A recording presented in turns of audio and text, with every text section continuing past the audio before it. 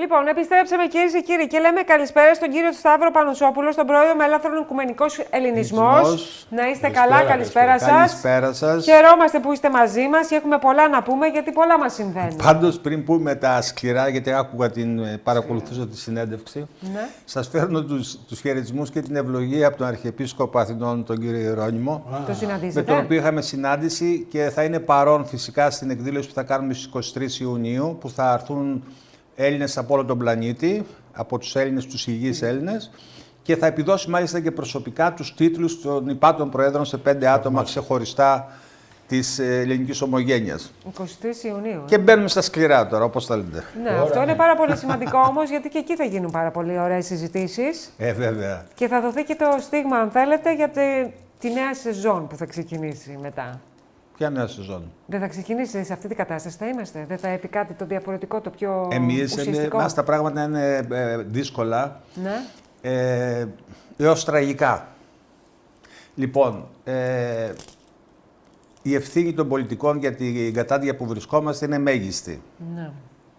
Λοιπόν, αντισυστημικά ψήφισε ο κόσμος το 2015-16 πότε ψήφισε και πήγαμε όπου πήγαμε. Ναι. Τώρα επιχειρεί να κάνει το ίδιο λάθος. Με την ανοχή όμως και την αδράνεια της κυβέρνησης και των μεγαλύτερων κομμάτων που κυβέρνησαν πολλά χρόνια. Ναι. Είναι αυτό που λέω, ότι πρέπει κάποια στιγμή να συνεννοηθούν.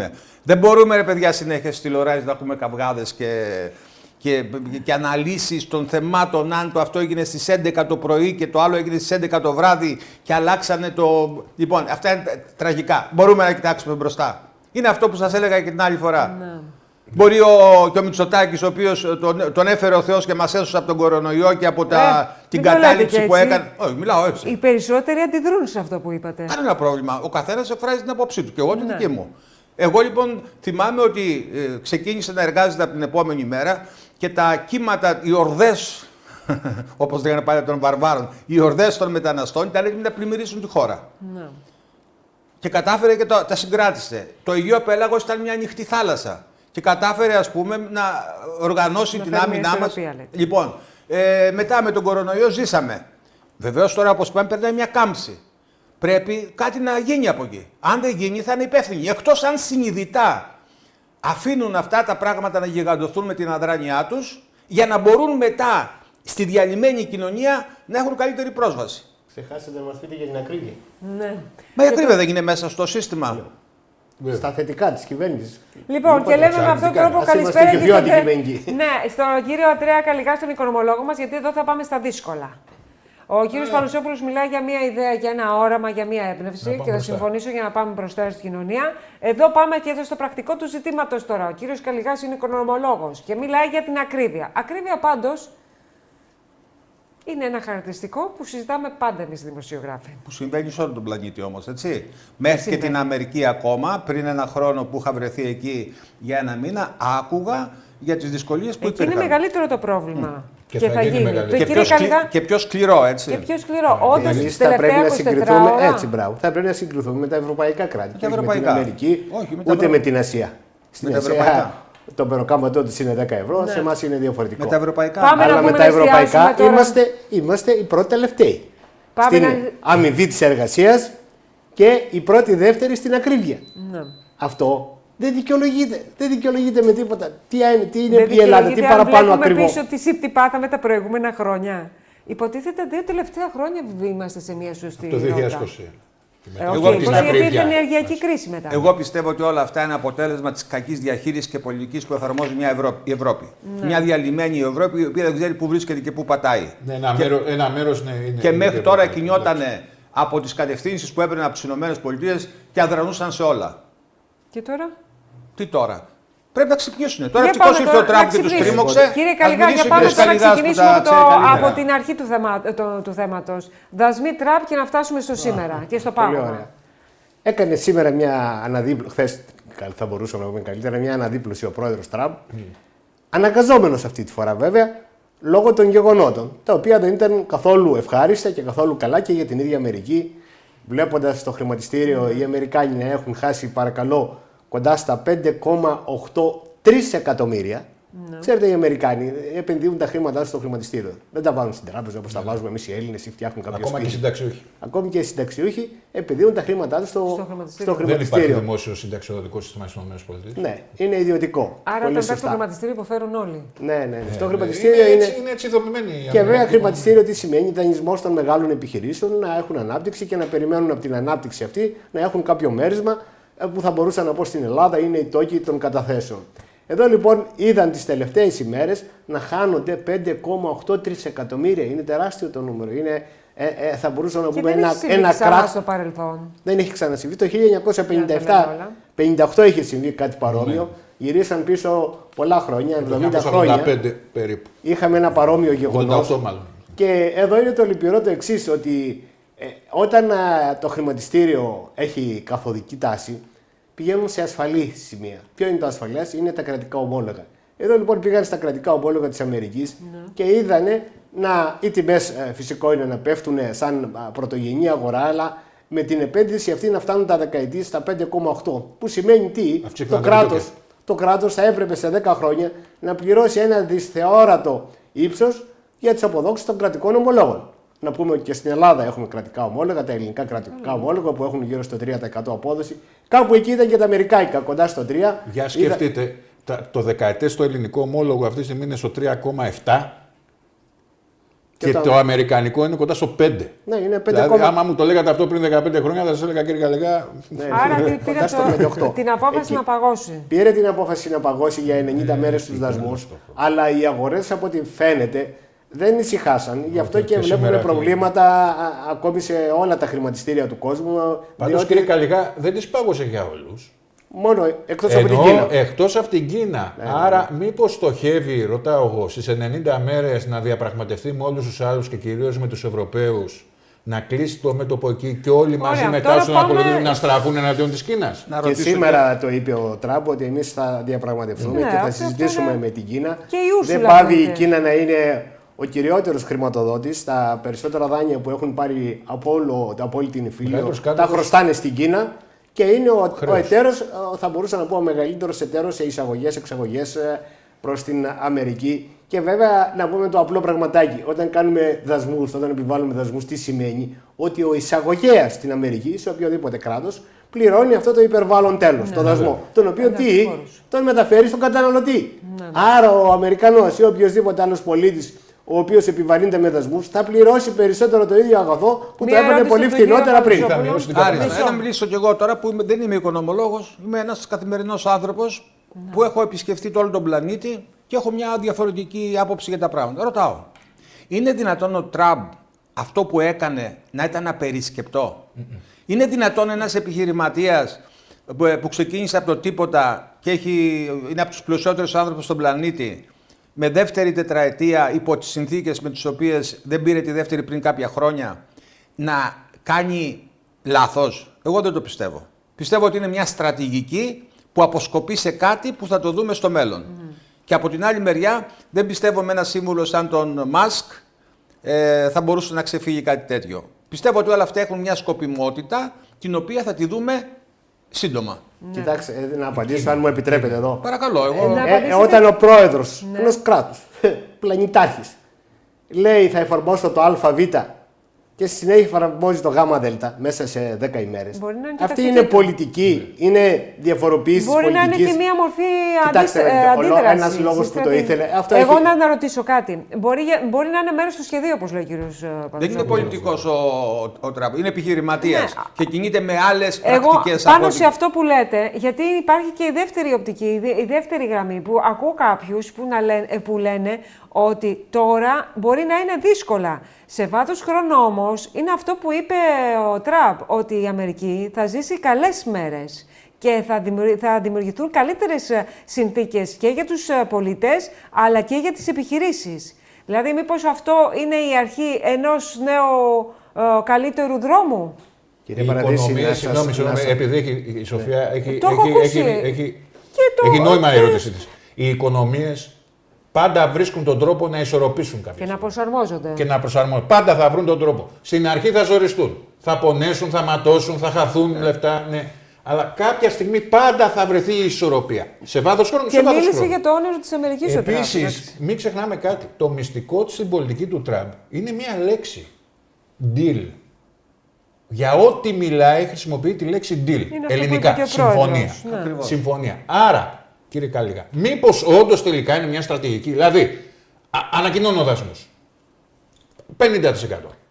Για την Ευρώπη στην ουσία, γιατί είναι 20-25 σαν τα αυτοκίνητα. Ναι, αυτή η κατάσταση που ζήσαμε. Αντιδράει η Ευρώπη. Μετά σου λέει: εγώ τους παίρνω 90 ημέρες πίσω. Και υπάρχει και η άλλη πλευρά. Ελάτε να διαπραγματευτούμε.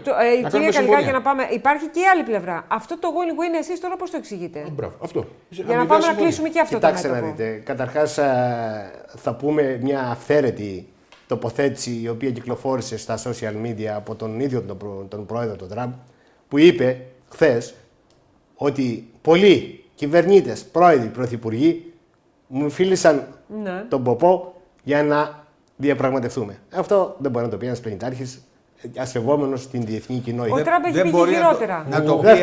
Αν μου επιτρέπετε να απαντήσω στα υπόλοιπα. Ένας κλασικός πολιτικός. Αυτός δεν είναι. Εντάξει. Προφανώς δεν σέβεται. Πάση περιπτώσει, προέδρους εκλεγμένους. Να σας πω κάτι, με τη δική μας ψυχοσύνθεση και το κλίμα που έχει επικρατήσει εδώ, λέμε ναι, είναι περιβολικό. Για την Αμερική δεν είδα κάποιος να αντιδρά. Αυτά είναι απόνερα και αποτελέσματα. Δεν είναι ο πρόεδρος δικός μας ο Τραμπ, της Αμερικής είναι. Ναι, θα σας κάνω μια μικρή εισαγωγή οικονομικού περιεχομένου και θα σας πω ότι είναι αποτελέσματα της παγκοσμιοποίησης. Η παγκοσμιοποίηση το 1980 εμφανίστηκε σαν ένα ωραίο φαινόμενο, όπου θα λειτουργούσε υπέρ των φτωχών λαών της Άπου Ανατολής, της τότε Κίνας, Ινδονησίας, Ινδίας κλπ.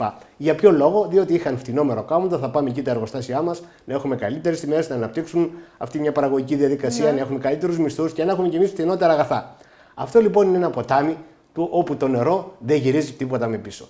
Ό,τι και να κάνει δεν γυρίζει πίσω. Για ποιο λόγο? Οποιοςδήποτε καταναλωτής θα προτιμήσει το φθηνότερο αγαθό. Το φθηνότερο αγαθό που γίνεται, ξέρετε, η παραγωγική διαδικασία έχει τρία στοιχεία. Εάν απογορεύσεις όμως σε αυτόν που έχει εκεί με το φθηνότερο αγαθό να του πεις ότι πλέον δεν σε αναγνωρίζω, δεν θα αναγκαστεί να γυρίσει πίσω.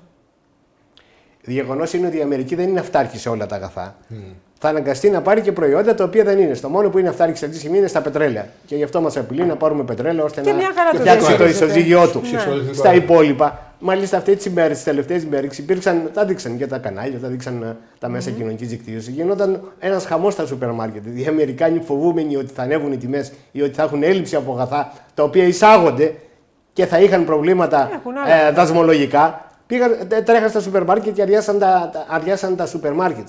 Όλα αυτά τα βλέπανε στην Αμερική και οι σύμβουλοι οικονομικοί, το επιτελείο του Τραμπ, εδώ και ημέρες, δεν μπορεί να μην πω και περισσότερο καιρό και μήνες, είχαν προβλέψει αυτή την κατάσταση και όλοι οι οικονομολόγοι ήταν αντίθετοι προς αυτή την κατεύθυνση με την οποία επιβάλλει δασμούς αυθαίρετα εν μια νυχτή σε όλα τα κράτη. Άρα εσείς δεν βλέπετε κάτι θετικό σε αυτή τη διαδικασία? Όχι, και εγώ πιστεύω οι 90 μέρες δεν θα μείνουν 90 ημέρες. Σίγουρα βέβαια θα τους ζητήσει σε διαπραγμάτευση, αλλά δεν μπορούν αυτά τα κάθετα, οι κάθετες μονόπλευρες πράξεις δασμών να εφαρμοστούν σε όλο τον κόσμο. Είναι το θεωρώ απειδενό. Να ρωτήσω κάτι, αν μου επιτρέπετε, σε εσάς που ασχολείστε με τα οικονομικά, να μου πείτε κάτι απλό που έχει και ο κόσμος. Πληρώνουμε τη βενζίνη, πόσο την πληρώνουμε, κοντά στα 2 ευρώ, 1,80, που το πετρέλαιο έχει 100 ευρώ, γι' αυτό έχει αυξηθεί το βαρύτητα, έχει πέσει κάτω από τα 50. Τι θα γίνει, θα πέσει η τιμή του πετρελαίου, της βενζίνης? Είναι απάντηση. Σε αυτά μπορεί να απαντήσει κάποιος πολιτικός. Βέβαια, όχι πολιτικό. Θα σας πω προηγουμένως, είπατε γιατί έχουμε ακρίβεια. Αν μου δίνατε δευτερόλεπτα, θα σας πω. Έχουμε ακρίβεια εδώ, διότι έχουμε μονοπωλιακού χαρακτήρα πολλές επιχειρήσεις. Στην ενέργεια, πού, στα πετρέλαια. Στις τηλεπικοινωνίες, στα σούπερ μάρκετ. Μονοπωλιακού χαρακτήρα. Βγήκε προημερών ο Πρωθυπουργός και επέρεταν ότι τελειώσαν οι τραπεζικές χρεώσεις κλπ. Δεν ήταν αποτέλεσμα πολιτικής. Ήταν αποτέλεσμα δικαστικής απόφασης από το 2019 που στείλανε στα δικαστήρια οι επιτροπές ανταγωνισμού της τράπεζας ότι χρεώνουν αυθαίρετα πολλά. Κύριε Πανασόπουλο, το 2022 τελειώνει η Επιτροπή Ανταγωνισμού μια μεγάλη έρευνα για την αγορά πετρελαιοειδών στην Ελλάδα. Το πόρισμά της, αν το διαβάσετε, θα φρίξετε. Αυτό. Ολιγοπόλια, πρακτικές αθέμητες ό,τι αφορά την τιμολόγηση.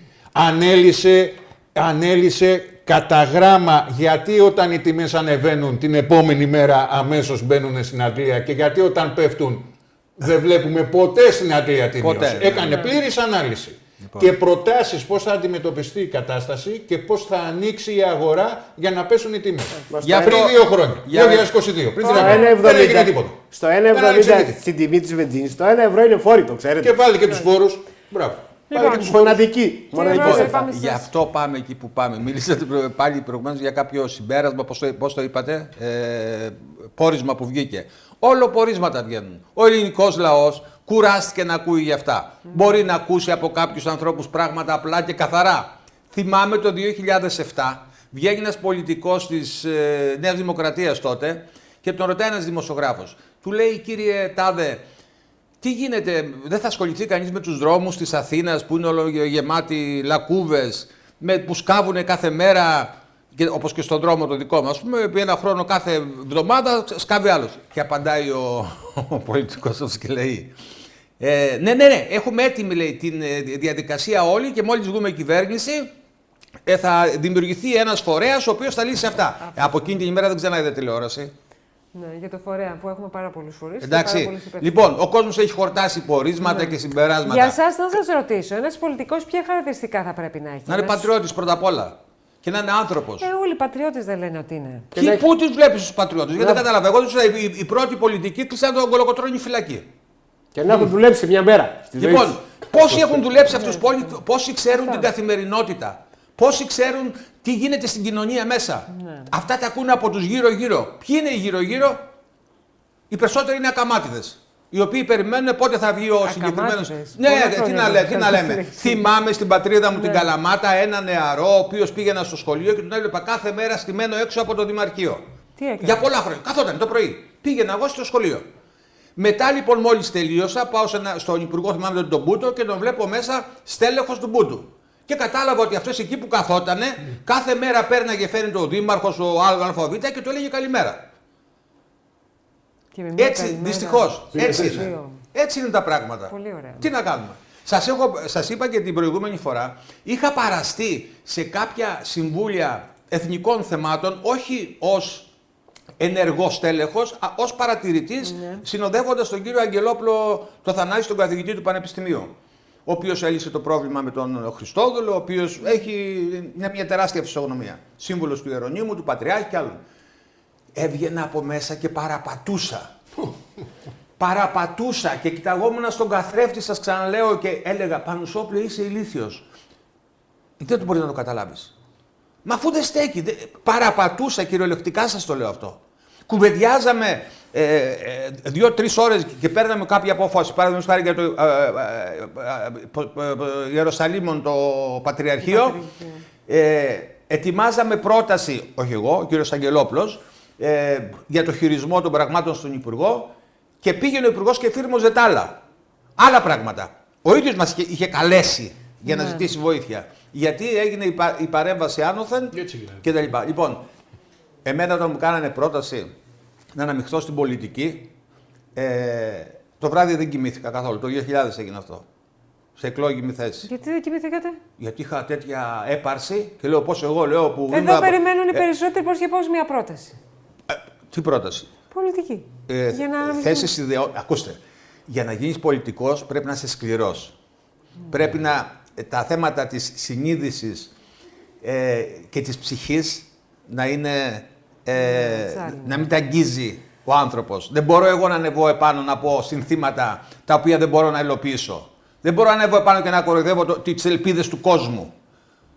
Αυτό είναι το θέμα. Παρακαλώ. Μία ιδέα θα έλεγε κάποιος είναι όλα, γιατί με ευκολία το κάνουν και την επόμενη μέρα το αλλάζουν. Σαφώς. Δεν μπορούν να το κάνουν.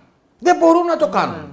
Και εγώ να βγω αύριο και να τους πω θα σας δώσω χρήματα με τη Σέσουλα, θα κάνω τους μισθούς οχταπλάσιους, θα φέρω κεφάλαια από τους Έλληνες της διασποράς, θα φτιάξω τους δρόμους με τη μία, τι άλλο θέλετε, εκείνο, πάρτο. Δεν μπορώ να το κάνω. Γιατί δεν μπορώ να το κάνω μόνος μου. Τα συστήματα τα πολιτικά χωλένουν. Δυστυχώς. Άρα... Έτσι, σας άκουγα και εσάς προηγουμένως που λίγο πολύ αυτό λέγατε. Βγήκε και κάποιος εδώ στην τηλεόραση, ποιος ήταν, θυμάμαι, και του λέτε: είσαστε κι εσείς υπεύθυνος, κυβερνήσατε κι εσείς. Όλοι δεν είναι. Πέστε, κυβέρνησα, έκανα βλακεία εκεί και εκεί και εκεί. Πάντως που κατηγορούμε το πολιτικό σύστημα, θα σας έλεγα το εξής. Ρώτησε κάποιος: μα καλά, ποιοι είναι αυτοί μες στη Βουλή, οι οποίοι μας ταλαιπωρούν, μας κάνουν, μας φτιάχνουν κλπ. Τους κατηγορούμε. Και απάντησε ένας σοφός: Βάλτε γύρω-γύρω από τη Βουλή καθρέφτες και κοιτάξτε μέσα να δείτε ποιοι είναι. Το πρόσωπό σας. Το πρόσωπό σας. Εμείς τους εκλέξαμε. Δεν έχουμε δικτατορία. Έχουμε δημοκρατικό. Μέρος κοινωνίας. Αν ήταν λάθος επιλογές μας ή αν δεν έχουμε την καλύτερη λύση, είναι μια άλλη υπόθεση. Διότι δυστυχώς. Προσέξτε αυτό που είπα στην αρχή, ότι επειδή ακριβώς δεν έχουν δυνατότητες, δεν έχουν μάθει διαφορετικά να κυβερνήσουν, αφήνουν την κατάσταση να πέσει, να επέλθει διάλυση, ώστε μετά να ξανανεύουν πάνω πιο εύκολα για να κυβερνήσουν με τον ίδιο τρόπο. Αυτό έγινε με το ΣΥΡΙΖΑ. Και αυτό ελπίζω να μην γίνει, γιατί θα πρέπει να φύγουμε πια όλοι, να πάμε και να μείνουμε όχι 5 εκατομμύρια που λέει θα είμαστε σε καμία 30 χρόνια. Να μείνουν 1 εκατομμύριο άνθρωποι εδώ πέρα για να κυβερνούν τους μετανάστες. Έλεγε ένας, τελειώνοντας, ένα δευτερόλεπτο, έλεγε ένας αρχαίος φιλόσοφος, το να σε κοροϊδέψει ένας πολιτικός και να τον εκλέξεις είναι ευθύνη του πολιτικού. Αλλά το να σε κοροϊδέψει δεύτερη φορά είναι ευθύνη δική σου. Άριστα. Μπράβο. Αυτά είναι. Αυτό πρέπει να σκεφτούμε όταν θα κάνουμε τις επιλογές. Και δεύτερη και τρίτη. Αυτό να σκεφτούμε. Να σκεφτείτε ότι με την υπογεννητικότητα που υπάρχει, σε λίγο καιρό, σε λίγα χρόνια, η Ελλάδα θα λιωθεί παντελώς.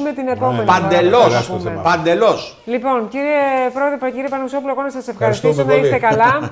Και εσείς να είστε καλά. Κύριε Καλικά, να ευχαριστήσουμε και εσάς όσον αφορά το σχόλιο, αλλά και την παρουσίαση και την θεματική των οικονομικών. Θα σας αξιοποιήσουμε και θα σας χρειαστούμε πολλές φορές. Μόνο η οικονομία δεν. Ο Τραμπ θα μας κάνει, δηλαδή, τι να πω, όλους οι οικονομολόγους. Τζογαδόρους στο χρηματιστήριο θα μας κάνει. Όχι αυτό. Οικονομολόγους, θα ξέρουμε τα πάντα. Τζογαδόρους. Λοιπόν, Σπύρο. Καλό βράδυ, Σοφία, καλό βράδυ. Καλό σας βράδυ, κυρίες και κύριοι, και ανανεώνουμε το ραντεβού μας για αύριο την ίδια 40 ώρα. Καλό βράδυ σε όλους.